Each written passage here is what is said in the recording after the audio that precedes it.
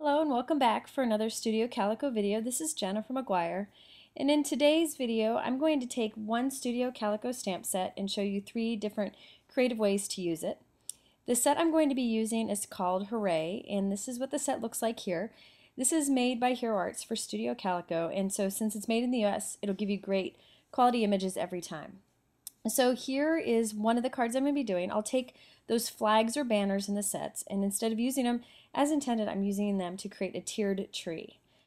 I love trying to find creative ways to use my stamps so I can get more use out of them, kind of extend their life. But before I get to the tree, I'm going to go ahead and stamp some clouds. I'm taking the two clouds from this Studio Calico set and putting them onto my stamp press. I use this stamp press instead of an acrylic mount, but you could use a regular acrylic mount too. I'm using the soft pool shadow ink from Hero Arts, but any ink would work here, such as a Jenny Bolin ink or any other light colored ink. And I'm just going to stamp this onto a piece of the colored paper from one of the Studio Calico 6x6 paper pads. So I'm just going to stamp a few of the clouds. And I did the smaller already, that's the polka dotted, and now I'm doing the one that looks kind of like wood grain in the larger size cloud. Now these Fisker punches fit these stamped images absolutely perfectly. I love this.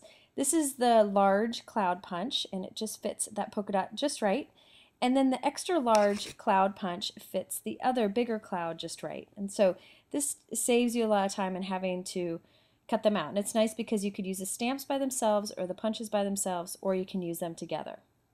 So I'm just going to punch these out, and I'll be ready to move on to my tree. Now for the tree, I'm going to use one of these triangles here that are meant to be either flags or banners, but I'm going to stamp them with a green chalk ink. Any green ink would work for this, onto some green paper from one of the Studio Calico 6x6 paper pads. I really like 6x6 pads because generally they have a solid paper, and then all the pattern papers in the pad are much smaller scale, which is great for card making. I also find the smaller scales good for scrapbooking because they're less distracting from the pictures that you have. So I've stamped and cut three of these banners, and I'm going to cut actually two of these to be a little bit smaller. So I have three sizes of triangles, and these will become the tiers to a Christmas tree. So it kind of made my tree a bit larger. I could have just done one triangle, but by adding these tiers, it just makes it larger. Now since these are kind of patterned with the stripes, I'm giving it defined edge by using a sponge dauber and matching ink. You could use an ink blending tool or makeup applicator for that too. And also to help define the edges between the tiers, I'm using some foam adhesive in between each layer. And by doing that and lifting each of the layers, it gives a little bit of a shadow, which is great to add to the tiered effect. And then I add on the last tier here. And you can see I end up with a much larger tree this way, and just something fun and different to do with that stamp set. Now if you notice on the card here, there is a background with lots of white dots and looks kind of like a snowfall. I created that with the Studio Calico Mr. Huey's White Mist. This is the Calico White Mist. I've got this plastic bucket here that I do my spraying in, and I'm giving a fine mist from about a foot above onto a piece of paper. Now this gives really fine mist in the background, but I wanted some bigger dots. The way I do the bigger dots is I spray some of this mist onto some scrap paper. Here I'm doing it on a craft sheet. And then I put a paintbrush in it, and then I flick the paintbrush over the paper. By kind of flicking and tapping it, it results in those bigger droplets of color, which really kind of intensifies the background and makes a really nice snowfall look. And this is just a great way to get more life out of your mists by doing the bigger splotches also. Now once this is dry, I'm going to take that cloud punch and punch a bunch of white clouds and actually use this to create like a snowy hill effect. So I'm just kind of arranging some clouds in kind of a pile here on the bottom of my piece, and this will act as just some snow-covered hills in the bottom. So after I've put some clouds down, I'm going to take my trimmer and kind of cut off some of the bottom, so that it ends up looking more like hills instead of the clouds. So this was just a fun way to get more life out of my cloud punches too. So I'm trimming off the extra, and then I have some snowy hills for my tree. I always find it fun to look for creative ways to use my products. So now I have these fabrics. This is a product from Studio Calico. It's like super thin canvas that has adhesive on the back. So you can put little cuts in the bottom and tear it, and then it gives it a nice frayed edge. And I'm just going to take a tiny piece of this, a thin piece that's been torn on both sides, and I'm going to turn this into the trunk for my tree. I just thought this pattern was quite nice and adds a little bit of fun texture. So I'm going to put that piece on as the tree trunk, but it seemed a little bit light as is. So I'm just going to stick it onto my work surface here and take ink blending tool with some brown vintage photo distress ink on it, but any ink would work. Just rub a little ink onto it and it just makes the piece a little bit darker. So you could have used a marker to color it also, but I just wanted the fabric to be a little bit darker, and it really takes ink quite well. So I'm going to tuck one end in under a snowy hill, and then I'll put the other end behind our tiered tree. I wanted to ink the edge of my card, and to do this I always like to put some protection on the back of my card so it doesn't get inked up also. And I use this product from Judikins called Eclipse Masking Tape. To me it feels like the stickiness of a Post-it note, just in a giant roll.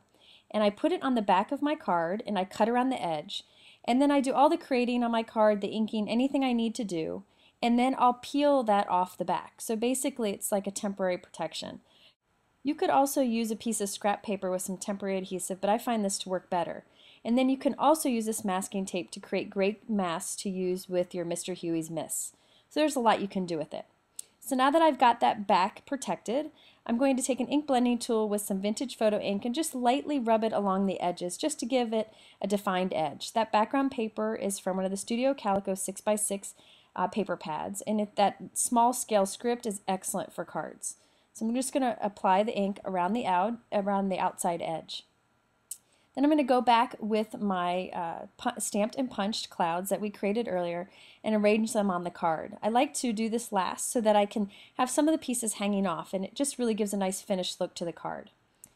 After adhering these, I'm just going to use some black ink to stamp a greeting here. Sorry, I went in the screen there a bit. Just trying to line it up.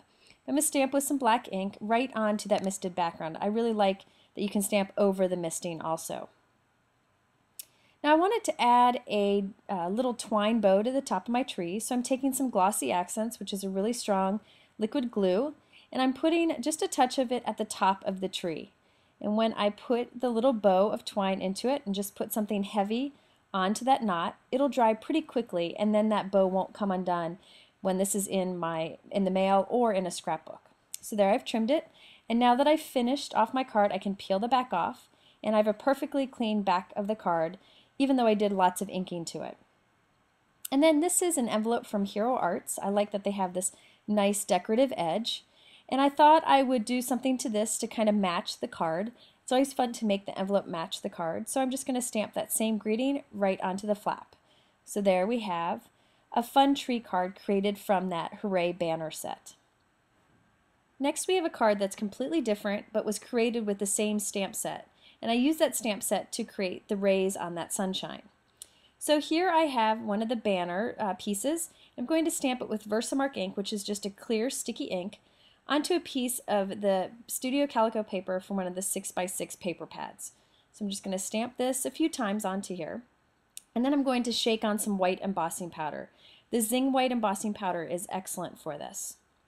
After I've heat embossed them and cut them out, I'm going to take a little distress ink and wild honey to rub onto the edges just to give a little definition along with that bright white edge. You could rub any colored ink on the edge. Really, it doesn't matter. I just like the color of the distress inks.